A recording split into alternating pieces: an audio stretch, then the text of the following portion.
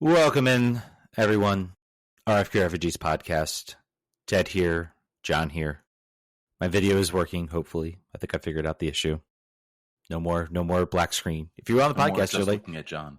Just looking at John. That's pain enough. I'm just kidding. Show. That is still up on YouTube, by the way. I'm sure it is. Our live stream is just me. I'm sure it is. Sounds like I'm just like a really long caller into the show. Right. We're back. We're back for another Monday, another trip around the sun, another DC United loss. I think we're just settling in, and before we get into that, John, how you doing, my friend? How was your weekend? Some positivity. We got some positivity. No. The craziest thing was we had 2 weeks off, and it doesn't feel like it. It feels like we just did this show last week, doesn't it? It does feel that way to me. A little bit. Not because of you, just because of this dumb team. What was my weekend? I swam in a pool, and then on Sunday I played baseball. We played in our playoffs. So I'm in an old man league, which is 30 and up, and I'm 40, and most of the people on our team are my age or older. And because we were 8-0 in our regular season, they put us up against an 18 and up team that was only 1-5 in their league. Here's what I'm going to tell you: 1-5 when you're 18 or 20 is a lot better than 8-0 when you're 40 or 50. And I couldn't tell you why these two teams are playing in the playoffs of a one. Like, it would be like, all right, so the Seattle Sounders have made it to the final round of the playoffs, or the second to final round of the playoffs, and they're going to play the Charleston Battery for some reason. We don't really know why. We're just going to put these two things together at the end and see how it goes. So yeah, that was fun. That was real fun. That was almost as good as the game that we watched here that we're going to talk about. How about you? Oh, it was good, man. I did the pool on Sunday. I did live soccer on Saturday, so I did watch the game. I watched the full game. I made an effort to pay attention, to focus on the game, but I did miss the live broadcast. So I won't get that excuse next Saturday. I'll have there's no Kickers game to go to. There's nowhere to hide. It has been a busy Saturday, June. I will say I've enjoyed every minute. I've enjoyed every minute of it. I've enjoyed going to City Stadium, doing the Ivy games. I didn't get to do that last year. I enjoy going to the Kickers game, even though this was a 3-0 loss in a dead rubber cup match in the Jägermeister Cup. I got to see Corey Burke. I got to see Jacob Green. Sifon Jafal was out there. Jafal, the guy many people thought was hard done by being let go by DC United. I remember that one very closely. And he played a really, really nice ball to Corey Burke. They're all right. The Kickers were also down a man. So that wasn't fun, but going out the tailgate is always fun. I will say, man, it's been I feel like I've spent more time than anywhere at City Stadium, combined with all the Kickers. The Kickers have had a huge home run of games. The Ivy have also, they of course are a summer type, USLW league team. So, this weekend is going to be a break. Be back at it on the 12th. So I'm kind of looking forward to just a nice little break from going to City Stadium, paying $10 for beers and stuff like that. If you were to go right now to DC United's homepage, what do you think is front and center on that homepage? Is it the Halo Lounge? It is the Halo Lounge. It is the only thing on the website. It is the key thing. It doesn't move. It is the only thing you can look at. You have to click to find anything about games that have been played. So I don't know about you, I got, 3 emails about the Halo Lounge in the last week and a half, and I unsubscribed from all my DC United emails because of that. So I'm just here to tell you, listen, I get it. This is obviously a directive. You've got to push the Blue Halo Lounge. Can I imagine a thing? Who is signing up for this right now? What human being has signed a 3-year contract with the Blue Halo Lounge after watching? Because A, the soccer's bad, but if you're buying that, it's like a business expense, whatever, usually. But how is that? How is that something you could sell someone on? Hey, got these sweet tickets to go see a soccer game. Who's playing? Is it the Spirit? No, it's DC United. It's okay. I'm good. I don't really want to go. No, thank you. I don't want your business. Unless that includes the Spirit, which would be a more enjoyable experience than going to DC United right now. It is what it is. But we're gonna smile. We're gonna be happy. We're gonna talk our way through it, right, John? $1 a seat for the rest of the season. That's not even the whole season. That's just from here until the end. And you have to sign a 2-year agreement to get 50% off your second ticket. Allie, please please, for the love of God, sign somebody. I don't care anymore. We need something else to talk about because we got to talk about this game. All right, John, we've set it off enough. We've pushed it to the side enough. Let's talk about it. You do get season pass though if you buy a $5,000 seat. There you go. So that's $100 thrown right in there. You get to watch other MLS teams that are better than DC United right now. All right, John, we pushed it on. Let's talk about DC United 1-0 loss to Nashville. I have some thoughts. I have some, I was like, I know this is going to be bad. I know, like, I looked at the chances. There wasn't a whole lot. Like, I'm really going to focus. I'm going to focus today. I'm not going to get distracted. I'm going to make sure I can properly assess this team. Because I'm like, it really is like, is it really this bad, or is it just, are there things that are interesting? Maybe I'm grasping at straws. I don't know. Before we get into that, John, I want your thoughts. What's your thoughts on the game? Well, I'd be interested about yours, because the answer to my having watched that game is there is nothing interesting going on, and there's no offensive attacking, and there's no creativity at all to be found. I haven't watched the highlights, but I imagine the highlights are about 1 minute and 30 seconds, the condensed match. There just was not, obviously we had some subs in the second half that are interesting. We can talk about that, but there were 2 chances that were basically the carbon copy of the only way DC United has been found ways to score goals, which is cross the ball to Benteke. And that he almost scored once or twice from that. So that was good to see him back on the field. Now it is possible for this team to score goals again. So that's good. We should be happy about that. Injuries are diminishing over time. But, I think the problems in the team sort of remain. There's no chance creation happening at almost any point on the field. The defense is still slow when forced to sprint against, and Nashville doesn't have that player really. So we were lucky there. They were not getting burned the way that we had other ways.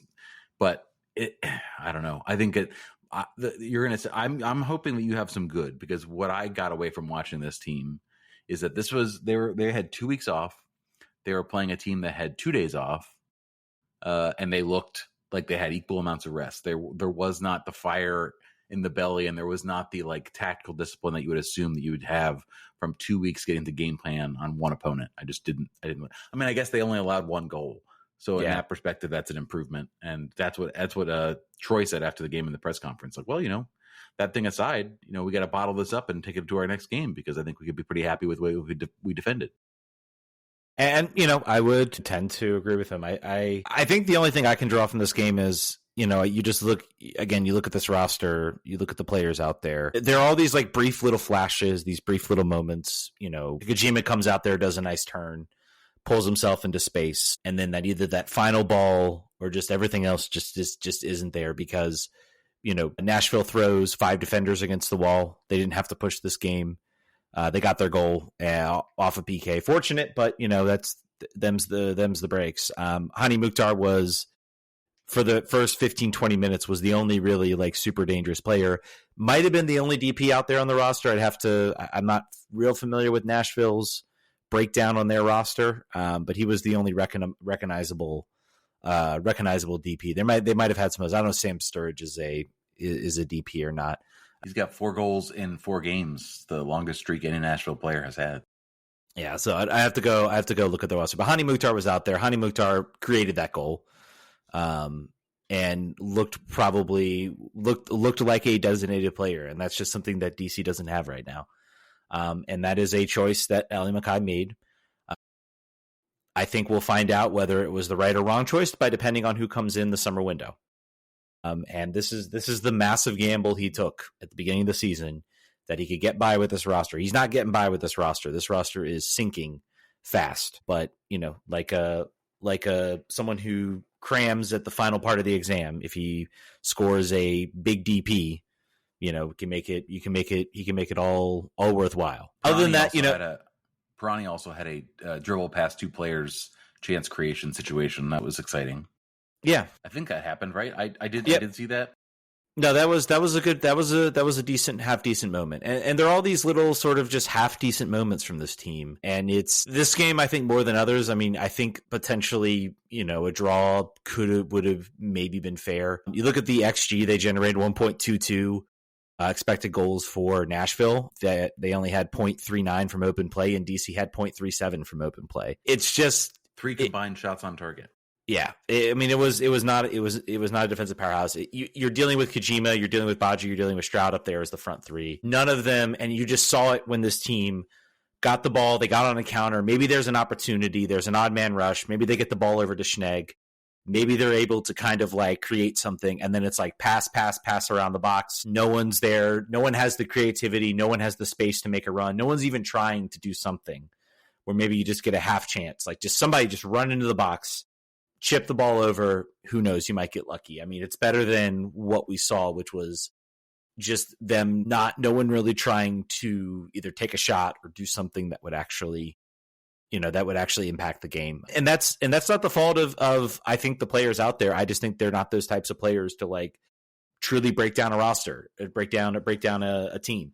And I think to Nashville's credit, they know that. And that's why they're like, look, let's just don't get caught in a sprinting match. Don't get caught in non-man rushes and just keep DC in front of you. And you'll probably walk out there very successful. And that's the nature of where this team is right now. Without Benteke, without any other sort of high quality player.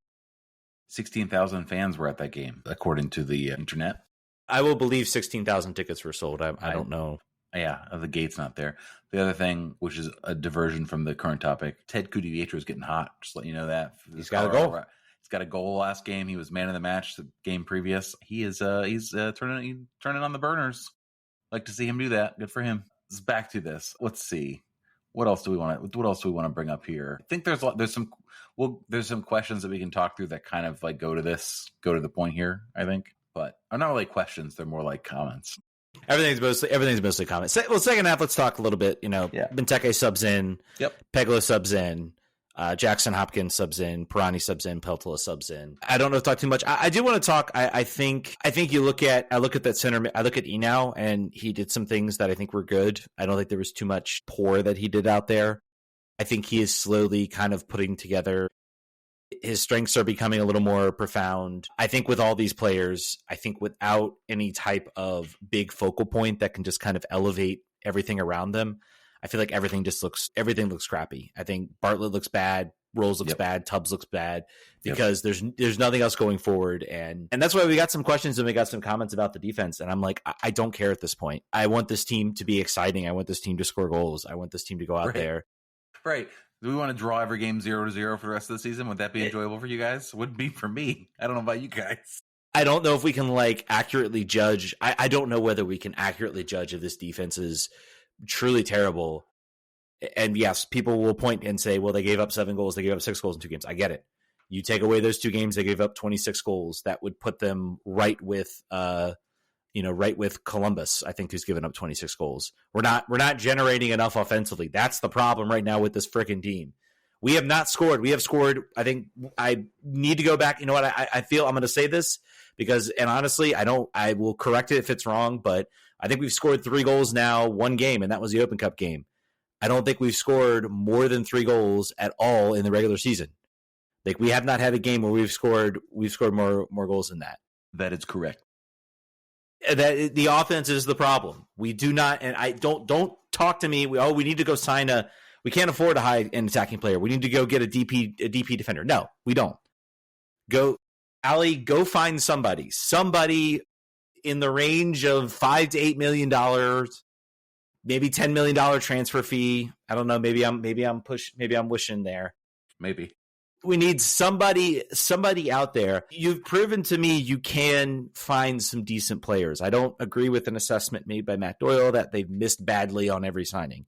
I think there's been some good, there's been some bad. I think there's mostly some unproven related nature to it. I think maybe writing some players off a little bit too early. But I think he has shown he can find some good talent internationally, within the league, whatever. There's just been no big poster type signing to really like hang your hat on at this point. Timo Werner would have been nice, but he's going to Red Bulls. Yeah, that we should have seen that coming.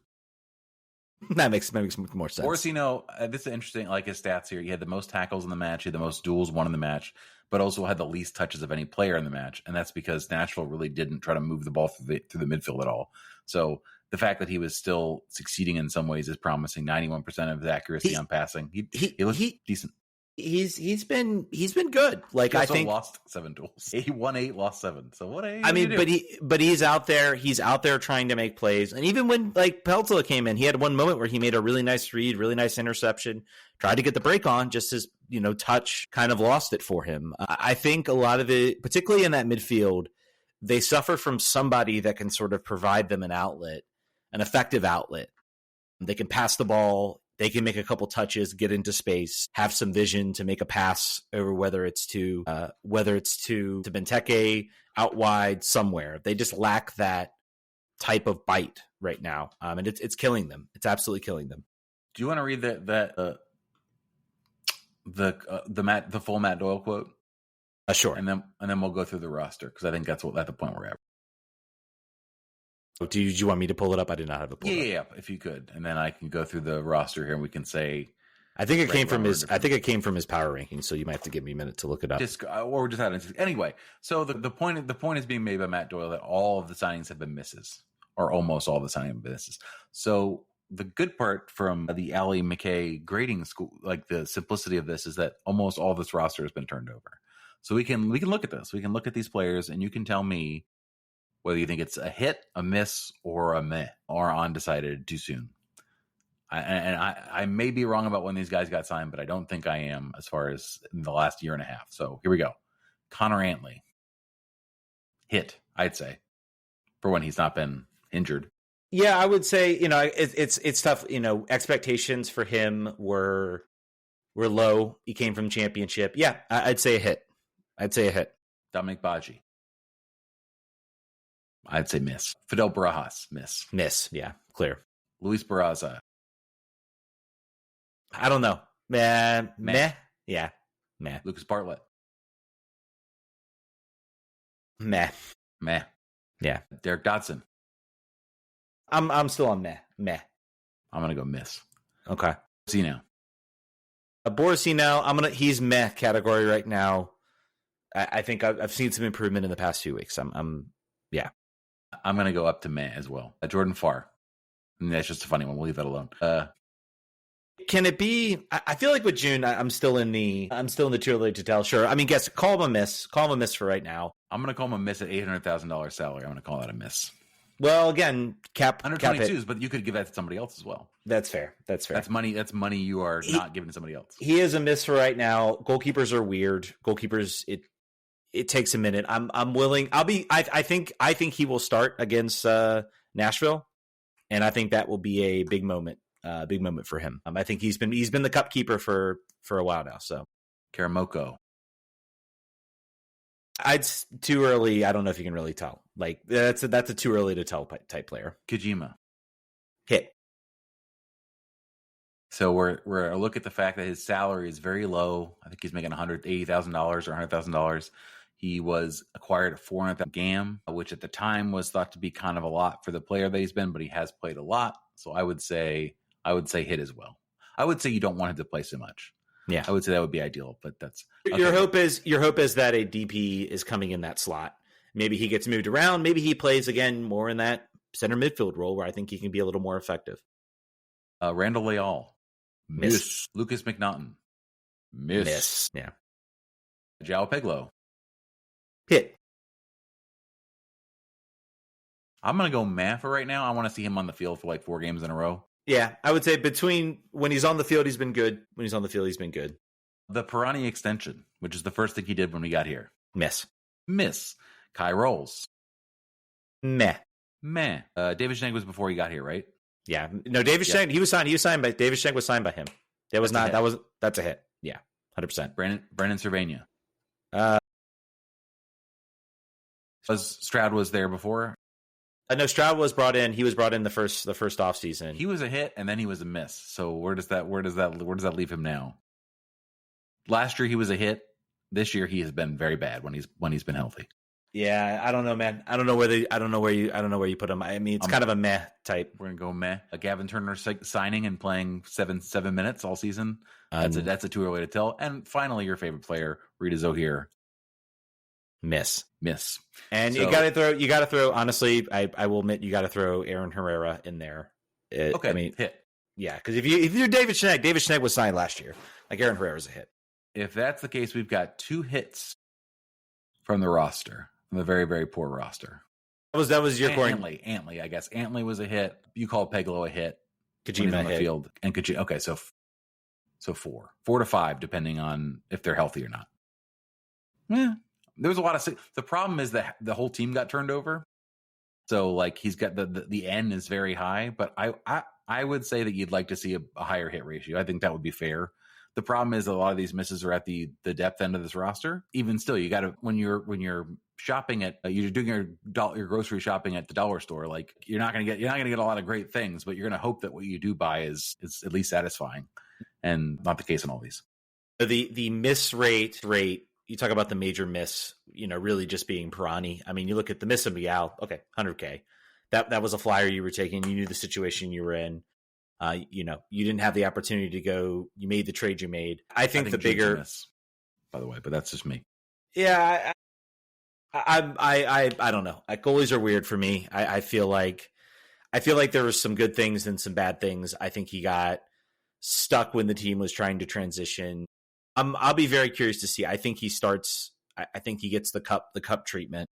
I think he starts against Nashville, and we'll see kind of where it goes from there. Well, we also didn't bring out Matty Peltola, which I don't know if you classify as meh or. I would say he sits in the similar classification of June in that the expectations are in understanding that under 22 players, which he is still under 22 player. Yes. No, he's no longer. He's a TAM player. He was a young DP. Right. Now he's a TAM player. He cannot be, based on when he was signed, he cannot be a U22 player. He was fine for me at an under 22 spot. He is not fine for me at a TAM spot. I think from a contribution salary perspective, I don't see it. I will add his TAM level is like, I think 100 to 200K more than like the max salary. It's not, you talk about a TAM level. I mean, yes, he is taking up, he's taking up a max roster spot. So I'll classify him as a miss for now.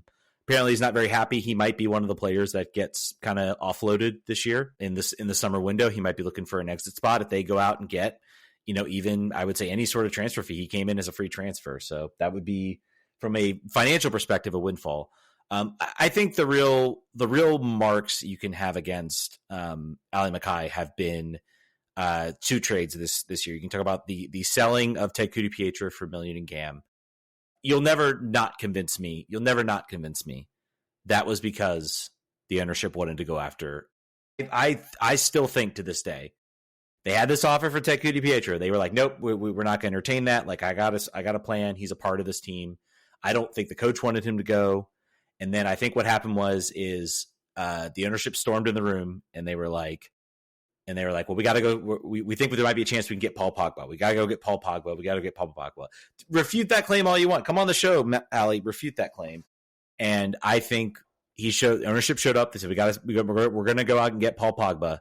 And they're like, crap, I need that $1 million in GAM from doing the 2-4 U22.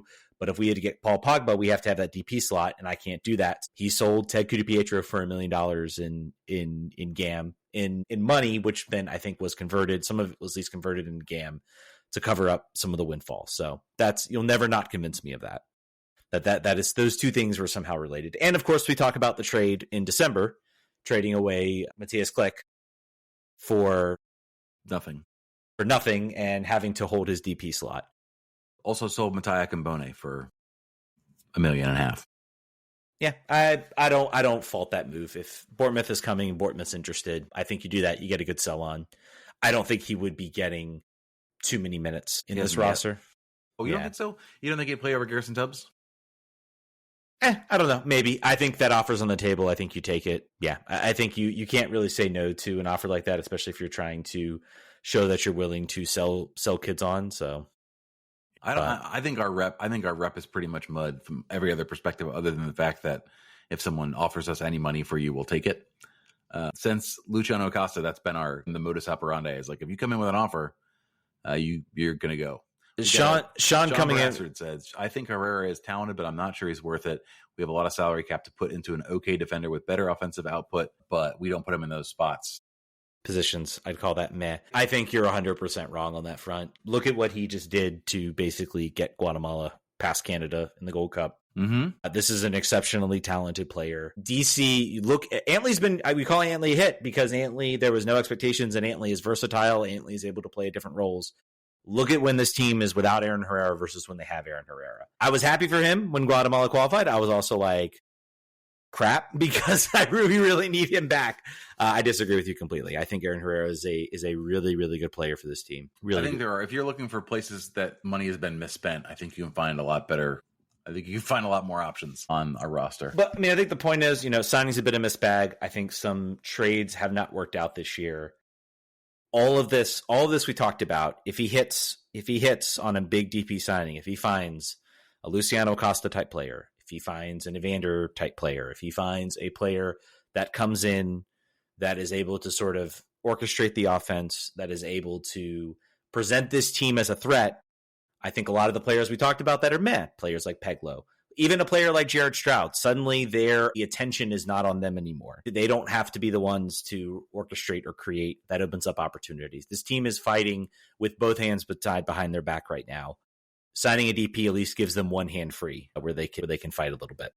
I think if you want to dump on on Alley, I think you're okay to. He has been given a challenging hand. He knew that when he came in. The league knew that this team was likely to be that way.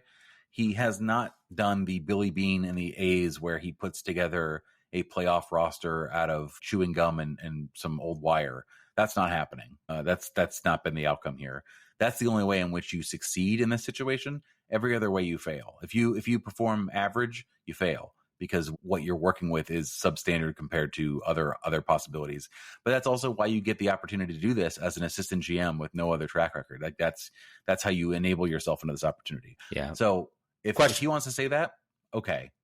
But that's not. I'm not mostly concerned with Alley. I'm mostly concerned with. Well, I am concerned with. I don't want to say that I'm not concerned with him. Yeah.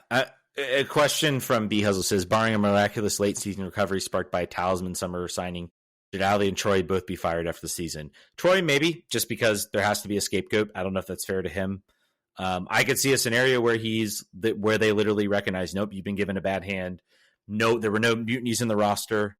No one truly, utterly, just completely gave up on this roster.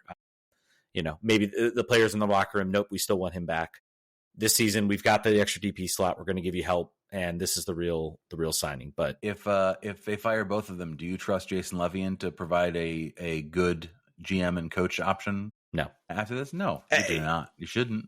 You can let Troy go if you feel like there needs to be some accountability. If there's something else maybe we're not seeing, okay, If you get rid of Ali Mackay, that is not how you run an organization. You do not fire a GM. You do not, after 2 years, only 1 year where he was really able to make signings. It will probably potentially come down to his DP contract, to what DP he brings in and how that DP performs. I think there is a scenario where if this team doesn't perform or doesn't make the playoffs in year 3, yeah, maybe his contract's not renewed. That'll be the last year of his contract. Yeah, firing your GM in the middle of a rebuild may be like, I don't know, like putting an 800% tariff on your highest trading partner. Maybe that's like similar thought process. It's just like you got to stick with a plan to see it through, or if you're going to stop midway, you better have a great new plan, but you can't just on the fly decide that you're going to pull the rip forward. Yeah. And to the point too, I mean, it's a new GM. Maybe you have to be comfortable with some gambles, some mistakes. It's a guy who's trying to at least build something. And again, I've talked about this. You need to see this through. I do want to have one more question. We got a question for B Huzzle says, and yeah, then we had another percentage question. What percentage of blame of the abysmal team should be assigned to each? Troy, Alley, this is a repeat question, by the way. So this is where we're at. Everyone has this sort of question. I was going to say roster 50%, Alley 30%, Troy 20%. I'm going 75% ownership just for the one decision. Oh, I'm sorry. Ownership is in that. So it's ownership, players, Troy and Alley? No, it's ownership, Troy and Alley. Oh, then reverse that. Ownership 60%, 20% Alley, and then 30% Alley and 10% Troy. I think that's only, you get 60%, right? So you're good.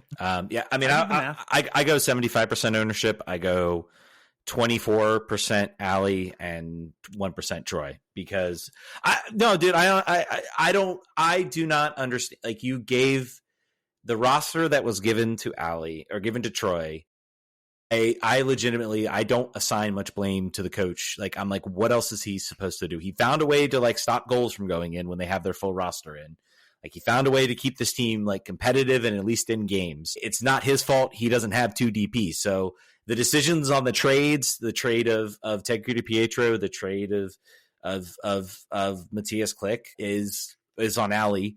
And then ownership gets the rest for this stupid idea that they could go out and sign Paul Pogba and literally screw your team over and maybe mess up Allie's plan. I do really want to know if this really threw a wrench in a plan that Allie was trying to do. Yeah, I really do. What other coach could have done that? Could have done what Troy did and teach his team to defend with one DP on the roster? His name is Ben Olsen. We've got Brett. We've got a listener. Brett wants to tell us where he's at right now as a fan. Hey guys, this is Brett. Thank you guys for the opportunity to call into the show. I want to express my appreciation for all that you guys do. You are insatiable masochists, and I think you guys need professional help, but until you get it, I'll keep listening. Anyway, wanted to weigh in on thoughts on the team. I've been a diehard fan for about 7 years, followed the team very, very closely, listened to all the pods, watched the games. But I think at this point, I'll just say I'm pretty tired. I feel like after the same things over and over again, year after year, we're running out of things to point a finger at. In terms of head coaching, we've had 5 different head coaches, including acting over the past 4 years. DC United kind of feels like the friend that I'm sure everybody had in high school or college who would completely take on the personality of the person they were dating, disappear for a few months, break up, come back, and then do the whole thing over again. Just absolutely no intrinsic personality and values. In terms of the roster, we've seen almost complete roster turnover the last couple of years. We're not better. I think you can make the case that we've regressed. Part of that is having a new GM. I don't think Allie's worked out super well. He's had a few signings that have hit, but he's missed on the TAM signings. We kept Pirani and sold Ted. I think that's all you need to know there. So I think between Troy and Allie, they're not going to save this club either individually or collectively, especially when it seems like, we have to save it from our own ownership at times. I don't think that's going to happen. But by the same token, I also don't know that firing them is the answer, because we'll just be mashing the reset button all over again, and that's gotten us absolutely nowhere the last few years. So, what we have is a GM with mediocre results, a roster that he and Troy built in their image, a coach in Troy who hasn't been able to get more out of the roster than the sum of its parts, and an ownership that may be doing more harm than good. So what do you even do with that? At this point, it seems so convoluted that I'm not even sure I care. I think the human reaction when faced with a mess that big with no apparent solution is to lose hope. And when you lose hope, you lose interest. And when you lose interest, you stop investing time and money. I have not watched a game in weeks. I have no desire to go see a game in person, and I don't see myself signing up for another season pass for the MLS on Apple TV. So I don't know. I think that's where I'm at. I think they got to prove it before they get me back as a fan. That's about it. Thanks, guys. I think that's great. I think that's really well put. I don't have too many qualms. Yeah, no, it's everything. There's not anything to object, maybe, except along sort of the margins. Yeah, I agree with him. Like, I talk about this. He's like, well, I have no interest in going to a game, and I'm like, you know what? Like, I will watch on TV because I've been a fan. I do this podcast, and as long as you guys keep bringing questions, as long as you all keep posting stuff, as long as you guys keep interacting, I'll probably keep doing the show, because you guys, we literally put this out here because we put these questions stuff out here. We put all that stuff out here because I just want to know that people still care. If we ever put a question out and we don't get any answers or any audio clips, that might be a sign. At this point, I live closer than you, Ted, and you could not get me to go to a game recreationally right now. No, just not. And we fought all this time to get access to cover the team. I just, there's not really utility in it for me right now. I don't think our coverage would be any better for this team, and no more listeners would listen than they do right now. We're all, he called us sadistic. I think that's right. We're all sort of in the same masochistic. Yeah. We're all sort of in the same boat right now. It's like, hey, give us something, or either give us something exciting, or we're gonna have gallows humor for the rest of this year. We're all gonna make jokes to each other about how dumb we are for watching this team. Tick tick, Allie. Tick tick. 25 days. 25 days till the window's open. Other teams are out here making moves. I'm seeing rumors come across. I know Twitter's a trash fire. I searched like DC United on Twitter just to get any sort of semblance of move. The only thing I've seen so far is that we might be selling Pirani. And I think it's also dependent upon, I don't think Vasco da Gama wants to buy Pirani for any sort of rate. I think they're like waiting to see what DC does with their option. If they don't renew it, they'll probably enter some contract negotiations. It was a translation error. Actually, we're going to have to pay them to take him. I think it was the Portuguese being translated back in English. I mean, that's the only thing. I mean, it feels like a lot of the interesting things, maybe we were slightly interested to see what Christian Fletcher could do. Christian Fletcher's now out for the season. It feels like this year is just the wheels have just like, there's no real, anytime you get some semblance, now it's, Benteke's back. So maybe there will be a goal. Maybe there will be some happiness. Maybe there'll be something to talk about that's exciting about this team. By the way, I just said I couldn't be asked right now to go to a DC United game. I'm flying to Nashville to go see a DC United game. Where you're going? So you're going to like the one game that might actually matter. Yeah. I don't know, man. A cup run might do it, and we talk about this. That game on Wednesday is the most important game of the season right now for this team. I think there was a deliberate effort to not rush Benteke back. I think they're like, we don't care if we lose the next 3 games. Like, we get Benteke back, give him 1 game to get kind of back into the swing of things, and then we're gonna push. I'll be very curious to see what the lineup looks like against Atlanta. Come up. I don't know what we're going to see as far as a lineup. Like, you're literally pushing. The one thing that could rescue this team is a cup run, something like that. I have to look at when would they be able to like bring in like a big signing for like the semifinal and final and potentially have some sort of a run. I don't know, man. That's a season. And you know what? The way they played that game against Nashville, they could win. Like they were alive in that game. A PK. I mean, they really put themselves in good positions. Nashville played a strong lineup. Yeah, I don't know. They could go out. They could win that game. They could shock us. It could have been scoreless and gone to penalties, and they could have won that game subbing in Jordan Farr in the second half. Exactly. Extra time. Exactly. I mean, crazier things happen, man. That's the only thing. I think after Wednesday we're going to get there, and maybe the cup. Maybe we're going to be in the semifinals of the U.S. Open Cup. Maybe potentially, and I don't know. How does that? What does that do? What does that do for you at this point with this team? Is that a rescue moment? Is that a? I don't know. It just strings me along a little bit longer. Just pulls the butt out of the fire a little bit. Sean on Facebook says, I've been going to United games since 2003. I'm seriously considering not renewing tickets next year. It sucks, but that's where we are. Having your podcast continues to help me feel better that I'm not crazy and alone in my support for this team. Yeah, I've heard that a lot too. We've heard a lot of people talking about canceling their season tickets, and it's not like where you hear it on the internet speciously, like, oh, I'm not going to do this anymore. These are people that like we know a little bit that have been listening to the podcast a while and interact with us. And I think that they think they mean it. Some of them actually have gone and actually canceled it. So I've got an email to read from Carlton. Guys, thanks for the forum to vent about the team that is known as DC United. To save us last week, the offense was toothless. To say last week the offense was toothless is an understatement. They were not only toothless, they were denturist. They were implantless. They were biteless. The amount of frustration that is mounting with me is at an all-time high. What is it going to take for us to be taken seriously as a fan base? I recently returned from California. I met with some old friends who essentially chuckled in my face regarding our team. Ownership has the nerve to roll out a brand new premium high-dollar experience lounge and expect us to foot the bill for this? Well, where the hell is the money going for the last decade or so that this ownership has been here?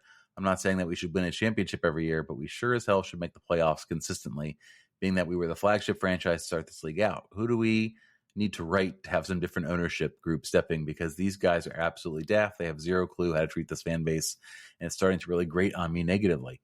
If you want me to spend thousands upon dollars to dedicate hours and hours to this team, but you can't seem to get players that are on the level, I would settle for a middle of the table team at this point. Never mind going to the playoffs. Thank God for TFC Montreal and Atlanta United at the moment. Who can we get to step in? I nominated a couple of people: Michelle Kang, Jeff Bezos, essentially anybody that will fill the team that will give us better than what we have right now. I won't say that the players aren't trying, but I know that we have very few pieces out there that are to the level. Sorry, that's my rant. Appreciate your time, Carlton. I will say this: we have made the monkey's paw analogy many times. Ted and I have over the years. There is certainly an option out there that exists where this team has new ownership with nearly unlimited funds, but I don't think you're going to like it. I don't think you'd be very happy. There are like, thinking about who bought Newcastle, who is doing advertisements on the ribbon board at the World Cup, at the Club World Cup. There are some connections that could be made where who could buy out Jason Levian out of sort of his full ownership of both the club, the stadiums, the real estate component to there's one group I can imagine doing it, and I would not want them to do it. And I think a lot of the fans will be upset about it. Overall, yeah, I hear you. I think that this club we're so far from like the 5 stars and the tradition and the like that is irrelevant completely at this point. That door is closed. That is now, I give them permission. We got mad before when they got rid of tradition and they weren't going to talk about it anymore. And I remember I sat in a focus group and they're like, we're not going to talk about that anymore. We're moving on. And at the time I was like, why would you do that? That's all you have. You haven't been good. This is the only thing you have. And now if they were to do it now, I would be like, all right, you guys absolutely are not allowed to do that. You can't say that name. You're not allowed to say those words. You weren't there. So there's that. You haven't earned it. Like, you literally haven't earned it at this point. Rufus Firefly the third says, since it's unlikely Metallica will be back in 2026, the biggest issue is no striker period. No threat from the wings unless Plago goes on a heater. Stroud is damaged goods. Kojima is a lot of running around with no real effect. And Pirani is Pirani. The poor man's Edison Flores. Ooh. Yeah. I mean, theory, you get rid of Benteke, there's an open DP slot you can use. I mean, they said a stat that he's been gone for 50% of DC's games. I think that's attributed to why the team's been so poor. This season. Yeah, this season. He was relatively healthy last season, won the Golden Boot. He's been injured this year, and that's the risk you take when you sign a plus 30-year-old forward, is that he goes down. Yeah, I mean, I think right now for me, for Ali, it's I still want to give him a chance. I want to see it out, but I'm also at the point now where I'm like, you've got to knock it out of the park. You can't. Not a solid ground ball to up the baseline for a base hit. No, you've got to hit like a homer on this next signing. Yes, I'm using baseball analogies. I know. God, what have you done? The world has ended. God, what have you done to me? I mean, that's really what it's going to take. Brendan Kurtlight says, which player has been the biggest disappointment for you so far? Mine are Stroud, Bartlett, and I'll put Stroud in June. Stroud, based on what we saw last season, which was pretty good. There was an idea there would be some elevation. June, I'll put on that list. I think there was a lot of high expectations. I won't put Bartlett on that list. He's been about the same for me this season, but I don't know. And I guess the only other player I would put maybe as like disappointments, I think maybe it's because not everyone really expected this, but like Pirani was given the keys, man. It was like, here, man, go make this your thing, and he just hasn't done it. So you're not disappointed in Pirani. No, not at all. No, he is exactly who I thought he was. Yeah, no, I think you said it. You could maybe say you're disappointed in Herrera, not because of anything he's done, but how he's being used and the way that he has not been able to impact the team the same way as he was previously with previous formations and sort of setup. But yeah, other than that, I would say you covered it. Some people are disappointed with Jacob Merle too, but he's not to a level where he can disappoint me yet. Yeah, that's another player I think we forgot to mention that I think you would maybe classify as meh. Some good moments, some bad moments. Brendan says to pile on Bartlett, he and Chris Mavey both came to DC in 2024. Bartlett got a new contract. Mavey got shipped out. Mavey is making less. He was on Bogart's list of top value players, and San Diego's top of the table. Did Mackay screw up? Yeah, I don't know if that's just a case of San Diego having better players up top that can actually perform. McVay did not look good to me, and Bartlett was better last year than he is this year because of the team around him. Yeah, and also the fact. Go ahead. It's in my opinion, it's a classic. it's a classic case. I think all these players that you're looking at poorly, it's because there is no big impact player that can sort of really effectively break down a defense consistently. There's no DP. There's no massive DP in the midfield that is able to do the chance creation that we need to at least become a threat that other teams have to account for. Until that's there, you got what you got. I'm now depressed thinking about this team post Benteke, just because, particularly if this next DP signing in the summer, assuming there is one, which we think there will be, isn't immediately a home run, I'm not going to trust him again to make another huge gamble on the DP, but that time for the goal scorer, the talisman, the number 9. Oh man, I'm looking forward to 2026 a little less. You're gonna have to. So I'll say that. So not only do you need the signing for this team to be watchable, you also need that signing to be a hit for people to have faith in the continued progress going forward. Because I cannot imagine Benteke being picked up for another year after all the injuries this year. Maybe you do it. Maybe you figure out. Maybe that's a move. I don't know. I think you see how he works with the DP, and then he's going to have the if he goes on a tear, if he shoots back up the scoring charts with whatever new DP, maybe you say, let's ride this one more time. We got the option year. We just have to then go find someone else as a DP, and then and maybe we can go from there. I think that's what it's going to take, man. This could not be a more crucial window for Ali Mackay. I think this will determine he either rescues this whole thing. And, to people that say I'm crazy and think the players are actually bad, I think this feels like this team feels very, very much like the 2018 team, which was nothing special at all. And they looked just like this. It was just, and if they were playing on the road, they were waiting for the stadium to open. And then Wayne Rooney burst onto the scene and all the players around him picked up their game. And suddenly it was different. That's the type of impact like a player like bringing in, and it doesn't have to be I'm not saying it has to be a world superstar like Wayne Rooney, but getting a player in there that can excite the players, can say, I'm going to be getting a delivery from that player, and he's going to put it exactly where I need it, exactly where I want it, and I'm going to be able to get some opportunities. That can cause changes, that can cause players to elevate their game. Sam Surge, by the way, is a DP, and he's only making $3.1 million. So he's right now the golden boot leader, and in the leagues. You don't necessarily have to spend $10 million to find the player that's going to succeed in MLS. You just have to pick the right ones. Yeah, let's go. And so Sam Surge DP. He has Hani Mukhtar in there. And the biggest problem with Hani Mukhtar was Hani Mukhtar did not have a consistent threat in the attack last season, and that's why he struggled. Now he has that, and he looked very good in this game, and was very clearly above everybody else on that field. All right, folks. Yep, I think that's going to do it. We got some other discussions, other questions. We really do appreciate it from you all. You guys are great. Thank you guys so much for listening. We will catch you guys next week. Vamos.